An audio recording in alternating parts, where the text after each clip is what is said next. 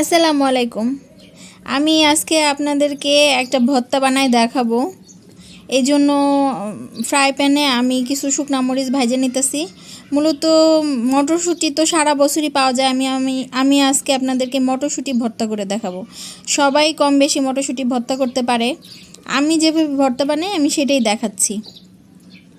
তো শীতের সময় মটরশুঁটিটা পাওয়া যায়, সারা বছর পাওয়া যায় না। এই জন্য আমরা এইটা দিয়ে অনেকভাবে অনেক কিছু করে খাই। বিশেষ করে ভর্তাটা মানে এত কিছু আইটেমের মধ্যে ভর্তা একটা, যেটা খুবই ভালো লাগে। এক একজন এক এক রকম করে খায়। তো আমি প্রথমে ফ্রাই প্যানে মটরশুঁটিটা ভাইজা নিতেছি।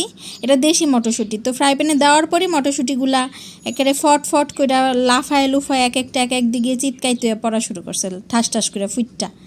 কী করবো দিশা পিসা না পাইয়া পরে আমি ফ্রাই প্যানের ঢাকনা দিয়ে ঢাইকে দিলাম। দেখেন এখনও ফাটতেছে।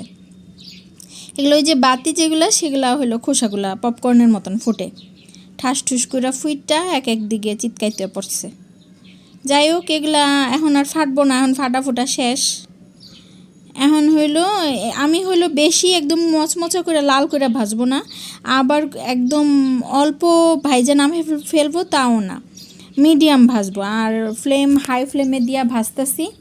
মিডিয়াম ভাজা হয়ে গেলেই নামাই ফেলবো। দেখেন আমার এগুলো ভাজা হয়ে গেছে, যে সাদা হয়ে গেছে।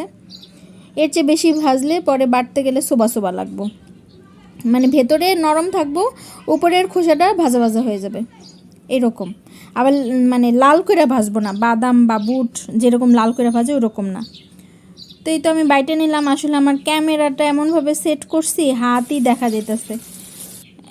কিছু করার নাই, একটু ইগনোর করেন আপনারা আমার হাতটারে, ভর্তার দিকে কনসেন্ট্রেশন দিয়েন। যাই হোক, আমি এখানে পরিমাণ মতন পেঁয়াজ আর স্বাদ মতো লবণ দিয়া বাইটে নিতেছি।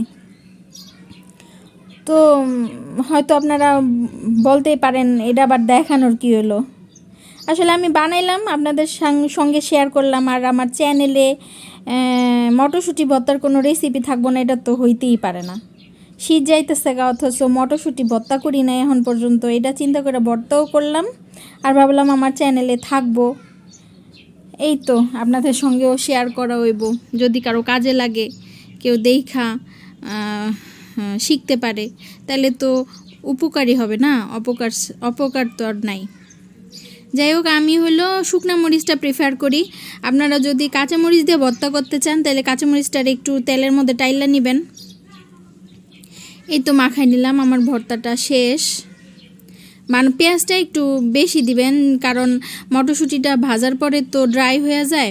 পেঁয়াজটা একটু পরিমাণ মতন দিলে এরকম আলু ভর্তার মতন নরম হইব। আর ভর্তা ড্রাই থাকলে তো খাইতে মজা লাগে না। এই তো বানাই ফেললাম।